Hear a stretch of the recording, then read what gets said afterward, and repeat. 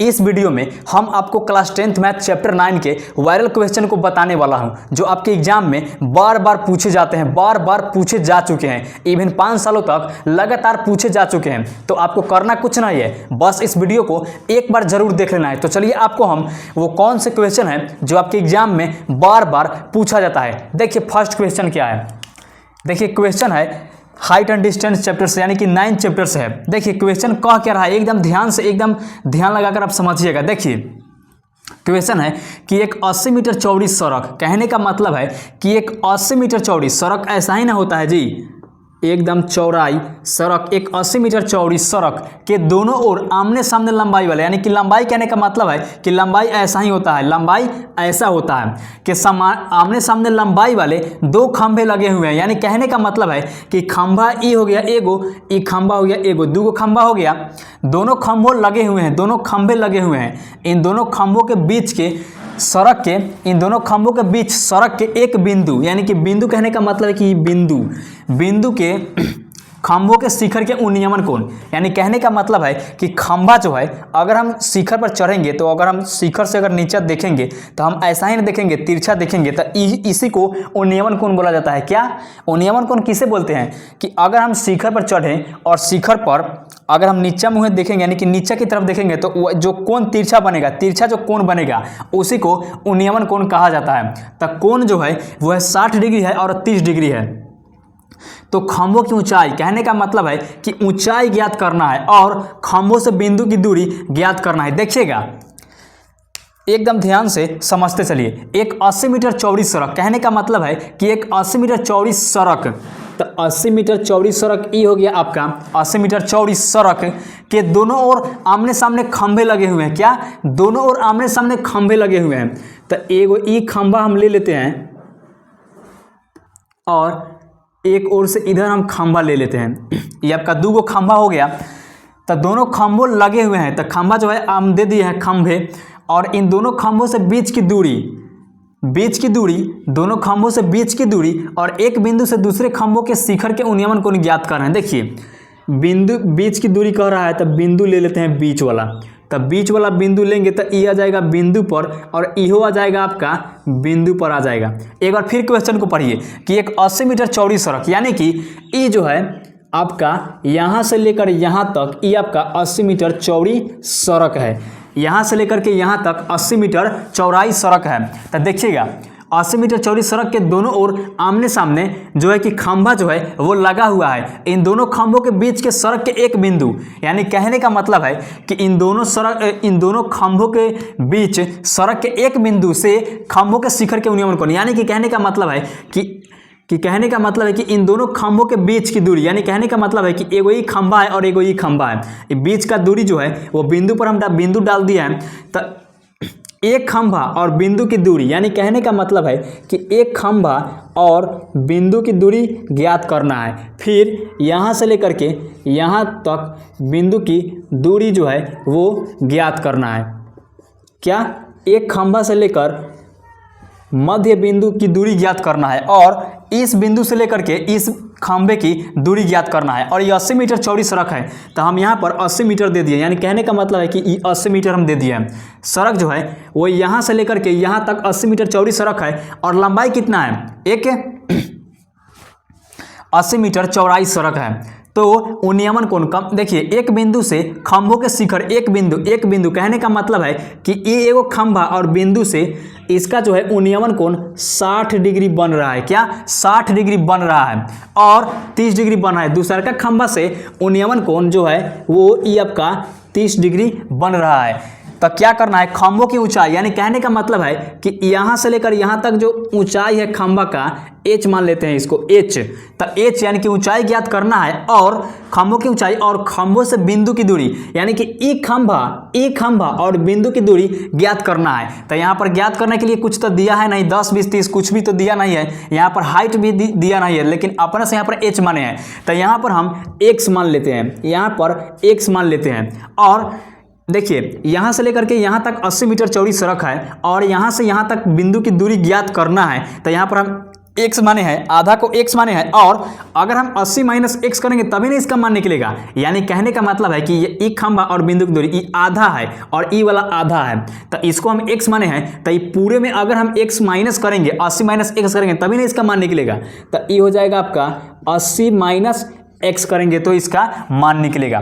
तो देखिएगा क्या हम मानेंगे, पहले ABCD कर लेते हैं। ई हो गया आपका A, ई हो गया आपका B, ई हो गया आपका C, ई हो गया आपका D, और क्या मानेंगे A B C D मानेंगे। इसको हम C मान लेते हैं, इसको D मान लेते हैं, और इसको हम E मान लेते हैं, या फिर O मान लेते हैं, या फिर वो मान लेते हैं। तो देखिएगा ये जो A और B, AB जो है वो CD के बराबर है। क्या हाइट जो है AB हाइट जो है वो CD के बराबर है। तो हम क्या लिखेंगे, उत्तर से चलते हैं, उत्तर लिखेंगे, माना कि AB बराबर है CD के, AB बराबर है CD के। तो देखिएगा, तो हम चलेंगे त्रिभुज ABO में। क्या त्रिभुज ABO में, B देखिए त्रिभुज ABO में चलेंगे, त्रिभुज ABO में चलेंगे। थोड़ा इधर करके हम लिखते हैं, त्रिभुज ABO में चलेंगे। देखिएगा बीच में इसलिए लिया है क्योंकि समकोण है, और समकोण का मान जो होता है वो 90 डिग्री के बराबर होता है। B वाला मान है, B की जगह पर 90 डिग्री है, इसलिए हम बीच वाला को बीच में हम B लिए हैं। तो त्रिभुज ABO में चलेंगे। देखिएगा त्रिभुज ABO में चलेंगे तो कहने का मतलब है कि समकोण त्रिभुज जितने भी होते हैं ना, समकोण त्रिभुज जितने भी बनते हैं हाइट एंड डिस्टेंस से, उसको हम tan डिग्री, tan थीटा या फिर cot थीटा पर हम बनाते हैं। तो देखिएगा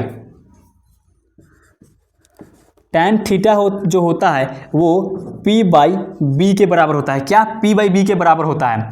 तो P का मान तो H है, और इसका जो है B का मान जो है X है। यानी कि B कहने का मतलब है कि बेस यानी कि आधार, और P कहने का मतलब है कि परपेंडिकुलर यानी कि हाइट या फिर कर्ण।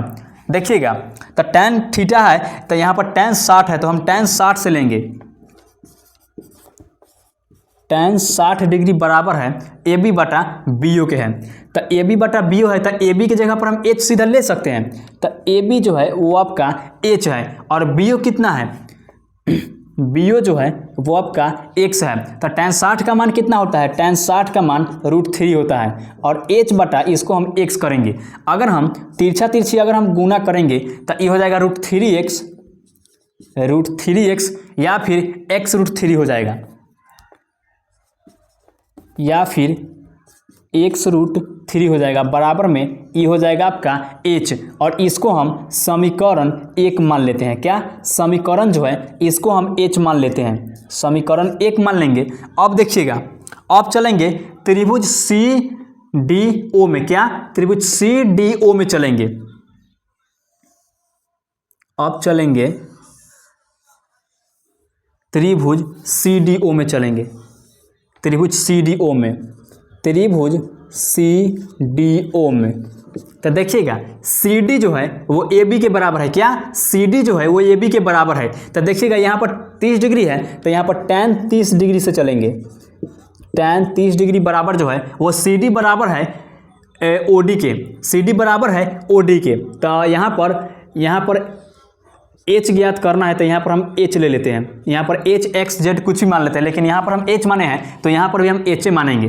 तो CD का मान जो है वो हम H लिए हैं, और OD का मान कितना है 80 माइनस X। तो यहाँ पर 80 माइनस हम X करेंगे। तो देखिएगा tan 30 का मान कितना होता है 1/√3, अब बराबर में H बटा 80 माइनस X करेंगे। अब तिरछी गुना करेंगे, तो तिरछी गुना करेंगे तो ये हो जाएगा 80 माइनस X सीधा हो जाएगा, और √3h हो जाएगा। तो √3h बराबर जो है वो है, या फिर h √3 या फिर √3h बराबर में ये हो जाएगा 80 माइनस X। अब हम समीकरण 2 कर देंगे, समीकरण हम 2 कर देंगे। तो समीकरण 1 एवं 2 से चलेंगे। क्या समीकरण 1 एवं 2 से चलेंगे,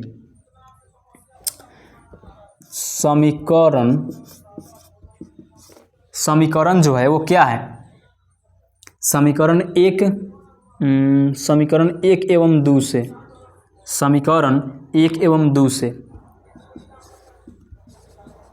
तो देखिएगा √3h बराबर 80 माइनस ये हो गया आपका x, ये हो गया आपका x।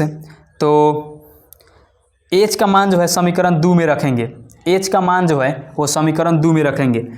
तो √3 गुने h का मान कितना है x गुने √3 अब बराबर में ये हो जाएगा आपका 80 माइनस x।